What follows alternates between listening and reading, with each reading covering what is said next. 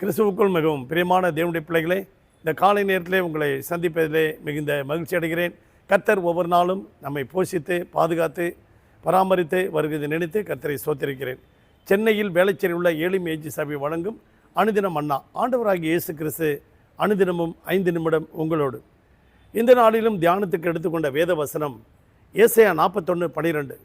உன்னோடு போராடினவர்களையும் நீ தேடியும் காணாதிருப்பாய் என்று வேதம் சொல்கிறது. இன்றைக்கு நமக்கு தொடர்ந்து பிரச்சனை கொடுக்கிறவர்கள் அநேகம் இந்த உலகத்தில் உண்டு. அநேகம் நம்முடைய வாழ்க்கையிலே துன்பங்களை தருகிறவர்கள் உண்டு.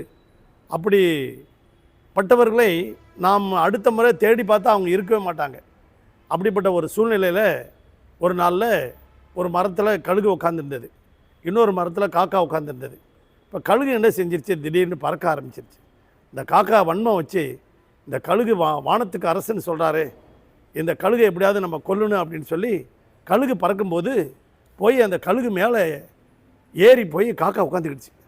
உட்காந்து என்ன செய்யுது, கழுகை கொத்திக்கிட்டே இருக்குது. அது பறந்துக்கிட்டே இருக்குது, மேலே போக போக பறந்துகிட்டே இருக்குது. ஆனால் காக்கா கொத்திக்கிட்டே இருக்குது. கொத்தி எப்படியாவது கழுகு சாகடிக்கணும்னு பிளான் பண்ணிடுச்சு. ஆனால் இது மேலே உயர உயர போக போக அந்த காக்காவுக்கு அந்த சுவாசம், அதாவது பிராணவாயு இல்லை. மேலே போக போக சுவாசிக்கக்கூடிய பிராணவாயு இல்லை. ஆனால் கழுகுக்கு அந்த சுவாசிக்கக்கூடிய பிராணவாயு இருக்குது. சட்டன் லிமிட்டுக்கு போன போது காக்கா செத்து கீழே விழுந்துருச்சு. அது மாதிரி தான் பிரியமான தேவனுடைய பிள்ளைகளை, உங்களோடு யாராவது தொடர்ந்து போராடுறாங்களா, விட்டுருங்க. 1 ராஜாக்களின் புத்தகத்தில் 18ஆம் அதிகாரத்தில் பார்த்தீங்கன்னா, அங்கே ஆகாப் என்கிறவன் ஆட்களை அனுப்பி எலியாவை கொள்வதற்கு அவன் ஊரெல்லாம் ஆள் வச்சு தேடுறான்.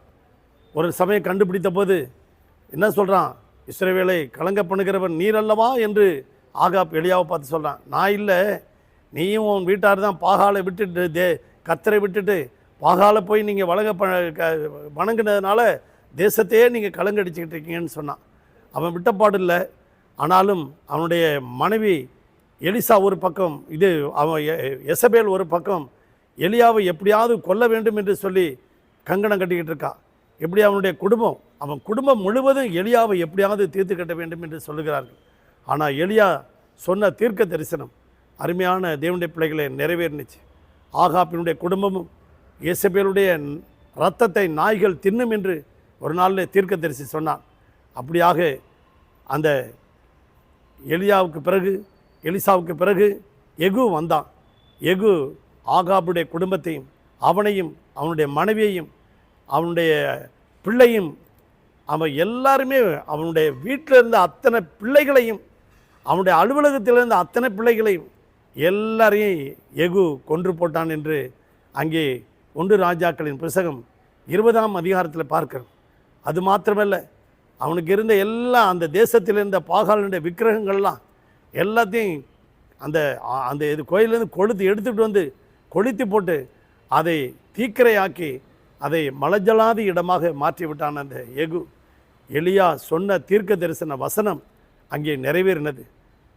ஒரு கர்த்தருடைய பிள்ளைகளுக்கு விரோதமாக எழும்பி அவரை கொலை பண்ணணும்னு அந்த குடும்பமே கங்கணம் கட்டி கொண்டிருந்தது. ஆனால் இனி அவர்களை தேடியும் காணவில்லை. ஆகாபுடைய குடும்பத்தாரில் ஒருத்தம் கூட இல்லாமல் கர்த்தர் வாஷ் அவுட் பண்ணினார். இந்த சத்தத்தை கேட்டுக்கொண்டிருக்க அன்பு தேவனுடைய பிள்ளைகளை, உங்களுக்கு விரோதமாக எழும்பி யாராவது போராடிக்கிட்டு இருக்காங்களா, நீங்கள் கர்த்தரை நோக்கி பாருங்கள். உங்களுடைய பாரத்தையெல்லாம் கர்த்தரிடத்தில் தெரியப்படுத்துங்க. உங்களுடைய மன வியாகுலங்களெல்லாம் கர்த்தரிடத்தில் தெரியப்படுத்துங்க. உங்கள் பாரத்தையெல்லாம் கர்த்தர் மேலே இறக்கி வைங்க. கர்த்தர் உங்களை ஆசீர்வதிப்பார். உங்களுக்காக நாங்கள் ஜெபிக்கணுமா? பரலோக பிதாவே, இந்த சத்தத்தை கேட்டுக்கொண்டு இருக்கிற ஒவ்வொரு பிள்ளைகளையும் ஆசீர்வதிக்க முடியாது ஜெபிக்கிறோம். அவருடைய குடும்பங்களை ஆசீர்வதிக்க முடியாது ஜெபிக்கிறோம். அவருடைய வேலை, வருமான, தொழில் எல்லாவற்றையும் ஆசீர்வதிக்கும்படியாக ஜெபிக்கிறோம். ஒவ்வொரு குடும்பத்தையும் வேலியடைத்து பாதுகாத்து கொள்ளும். இயேசுவின் நாமத்தில் வேண்டிக் கொள்கிறோம் பிதாவே, ஆமென். God bless you.